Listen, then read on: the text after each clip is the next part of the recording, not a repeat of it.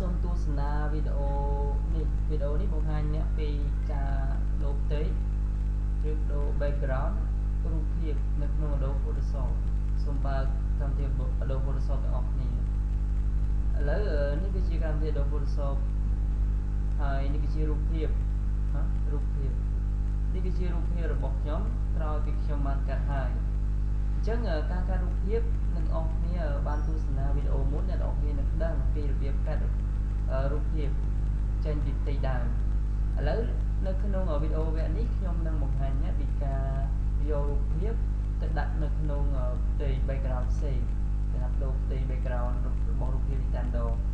ចុច file open ចូលរកផ្ទៃមួយដែលអ្នកចង់ដូរមានថាចង់យករូបភាពទៅដាក់ឥឡូវខ្ញុំមានផ្ទៃមួយ open យើងទាញវាជាខាងក្រៅដើម្បីស្រួលមើលរូបភាពពីរទៅគ្នាអញ្ចឹងនេះខ្ញុំចង់បានរូបភាពនេះមកដាក់ក្នុងផ្ទៃនេះអញ្ចឹងខ្ញុំទាញវាមកដាក់ក្នុងផ្ទៃនេះតែម្ដងអញ្ចឹងក្នុងការទាញនេះដែរយើងត្រូវចាំយើងចុចទៅលើនេះ tool មួយនៅខាងឆ្វេងដៃរបស់យើងដែលវាមានឈ្មោះថា move tool ឬក៏យើងអាចចុចលើ command អក្សរ V ណាលើ keyboard របស់យើងអក្សរ V ចុចទៅអញ្ចឹងបន្ទាប់មកយើង select លើរូបមិនអាចចុចលើរូបបន្ទាប់មកចុចម៉ៅឆ្វេងឲ្យជាប់ហើយចាប់ទីរូបមកដាក់នៅក្នុងផ្ទៃតែម្ដងខ្ញុំពង្រីកដើម្បីងាយស្រួលមើលរូបវាតូចជាងផ្ទៃរបស់យើងខ្លាំងពេកអញ្ចឹងដើម្បីឲ្យវាមើលទៅស៊ីគ្នាវាស័ក្តិសមដែរយើងអាចសេរីខ្លួនឯងវាជា control អក្សរ T ហើយយើងចាប់ទាញបរិយារួមវាយ៉ាងម៉េចឲ្យយើងទៅថាវាសម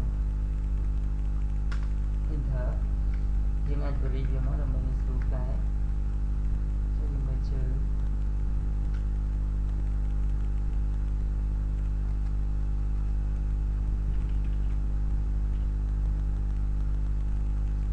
នេះគឺជារូបរបស់ខ្ញុំដាក់នៅក្នុងផ្ទៃមួយនេះសង្ឃឹមថាលោកអ្នកអនុវត្តបានទាំងអស់គ្នាអរគុណសម្រាប់ការទស្សនាវីដេអូនេះ